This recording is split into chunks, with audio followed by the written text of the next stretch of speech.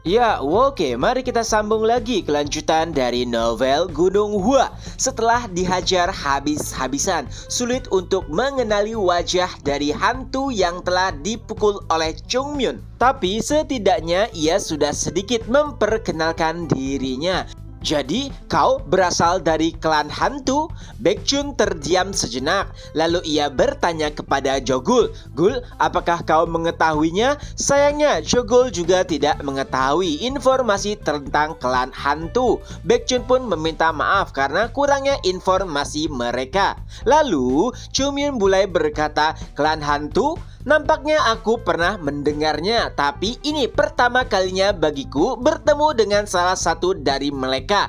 Kalau tidak salah, klan hantu merupakan klan yang memiliki kecepatan yang sangat hebat. Tidak hanya itu, mereka juga bisa menyembunyikan diri mereka dengan baik. Pria itu pun hanya mengangguk. Lalu Chumyun berkata, itu pas sekali. Kenapa aku tidak terfikirkan sebelumnya? Mendengar memang sangat berbeda dengan melihat secara langsung. Karena orang-orang berbicara tentang hantu, Chumyun sampai lupa dengan adanya klan hantu. Chumyun pun kembali berkata, tapi memang itulah yang dilakukan oleh hantu. Pria itu pun menanggapinya, tapi aku adalah manusia.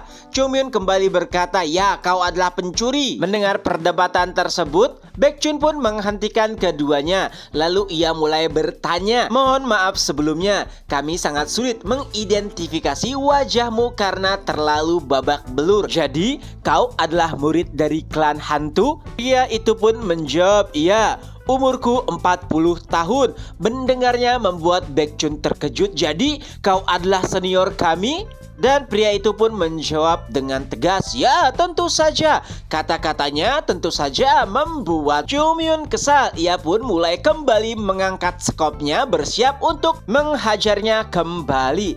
Untungnya Baekjun sigap lalu memerintahkan Jogul dan yang lainnya untuk menarik Chumyun.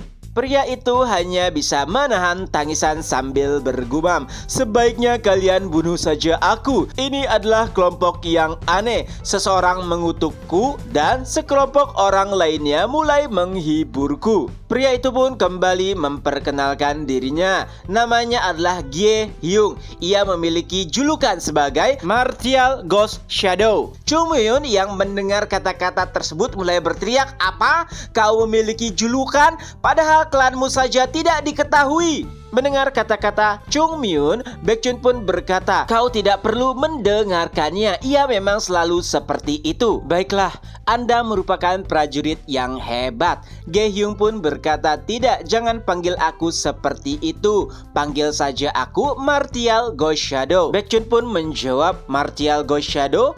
Bukankah lebih baik aku memanggilmu Senior Gye?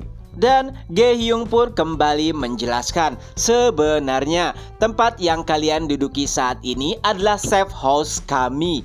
Mendengar kata-kata tersebut tentu saja membuat Baekjun terkejut. Safe house? Safe house di tengah kota-kota Xi'an yang penuh dengan kesibukan? Kenapa sebuah klan tersembunyi membuat safe house di tengah-tengah kota? Lalu Gye Hyun pun menambahkan, safe house ini sudah berdiri dari 200 tahun yang lalu.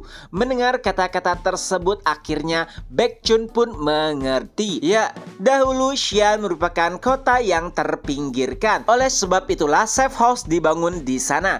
Tapi dari tahun ke tahun ternyata mengalami perkembangan hingga menjadi kota yang besar. Sebetulnya mereka ingin mengklaim tempat tersebut, tapi karena mereka merupakan klan tersembunyi, mereka tidak bisa melakukannya. Baekjun dan yang lainnya pun mulai mengerti dan meminta maaf karena apa yang telah mereka lakukan. Tidak hanya itu, Gye Hyung dan kelompoknya mengusir orang-orang yang menempati tempat mereka hanya untuk mengambil kembali apa yang sebetulnya mereka miliki. Tidak ada niatan lain. Baekjun dan yang lainnya pun mulai mengangguk. Itu benar, tidak ada yang terluka. Yang kau lakukan hanyalah menakut-nakuti mereka. Gye Hyung merasa tidak adil. Ia dipukuli lebih banyak daripada apa yang telah ia lakukan.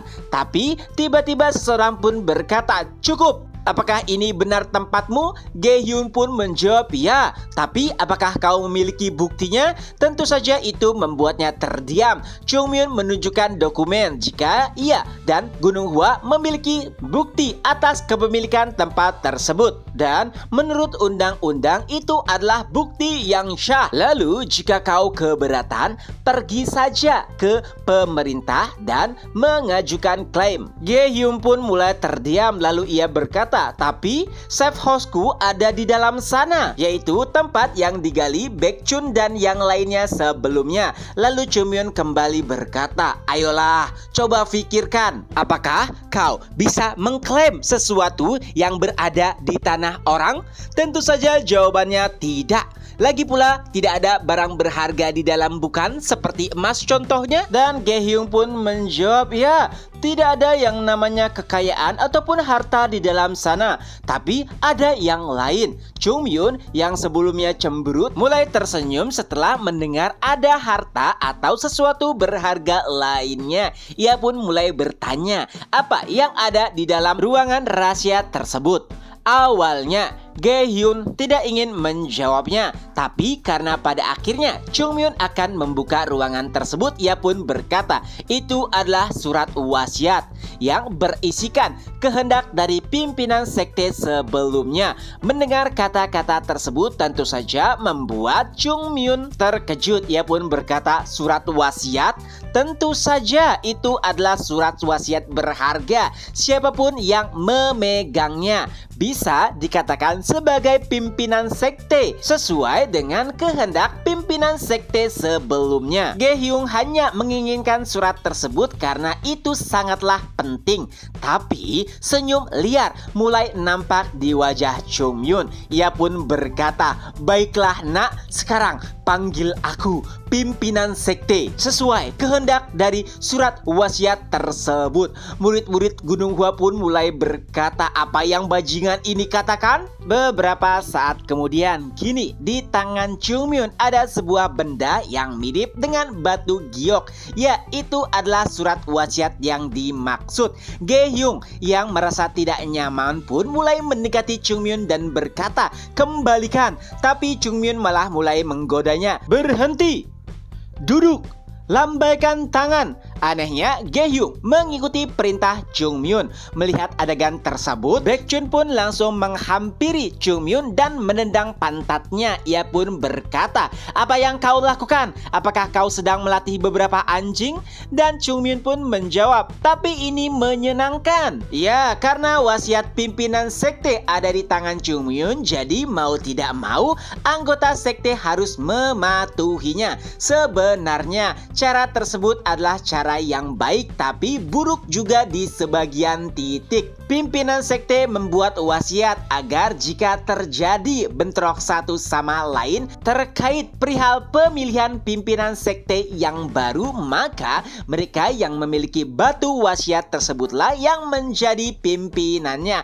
Hanya saja jika batu tersebut jatuh di tangan orang yang salah, maka bisa terjadi bencana. Dan saat ini batu wasiat tersebut berada di tangan Chung-myun. Ge-hyun yang menjadi lebih gelisah pun kembali berkata, tolong kembalikan, kami memiliki situasi yang sulit saat ini. Chung-myun pun berkata, oleh sebab itu kau membutuhkan batu giok ini bukan? Tapi itu semua salahmu. Kenapa kau menaruh barang berharga di tempat yang tanpa penjagaan?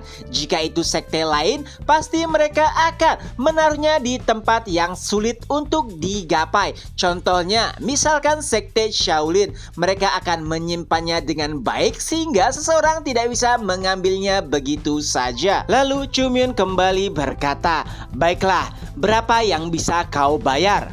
Ge-hyun pun terdiam sejenak, lalu ia berkata, bayar? Apakah itu uang? Tapi maaf sebelumnya, saat ini klan hantu bahkan lebih miskin dibandingkan dengan sekte pengemis. Mendengar hal tersebut tentu saja membuat Chung-myun terkejut. Apa? Kalian lebih miskin daripada sekte pengemis? Tapi bagaimana bisa itu terjadi dengan kecepatan yang kalian miliki? Bukankah seharusnya kalian memiliki banyak uang? Kalian bahkan bisa mencuri tanpa harus diketahui. Dan Ge-hyung pun menanggapinya dengan sedikit kesal. Kami tidak mencuri saat kami aktif. Jika ada seseorang yang kehilangan, kami selalu saja dituduh. Tentunya itu membuat mereka tersinggung. Padahal bukan merekalah pelakunya. Tidak hanya itu, klan hantu sebenarnya merupakan klan yang selalu saja membuat kebajikan. Mereka menolong banyak orang, akan tetapi jika terjadi sesuatu yang salah, klan merekalah yang selalu disalahkan. Itu membuat Ge-hyung merasa sedih sambil menceritakan kisahnya. Dan yang paling terpenting saat ini adalah terjadi bentrokan di sekte mereka karena pimpinan sekte sebelumnya meninggal dan menyisakan dua penerus. Mereka satu sama lain bersikukuh untuk menjadi pimpinan. Oleh sebab itulah Ge-hyung membutuhkan batu giok tersebut agar tidak terjadi perpecahan di dalam sektenya.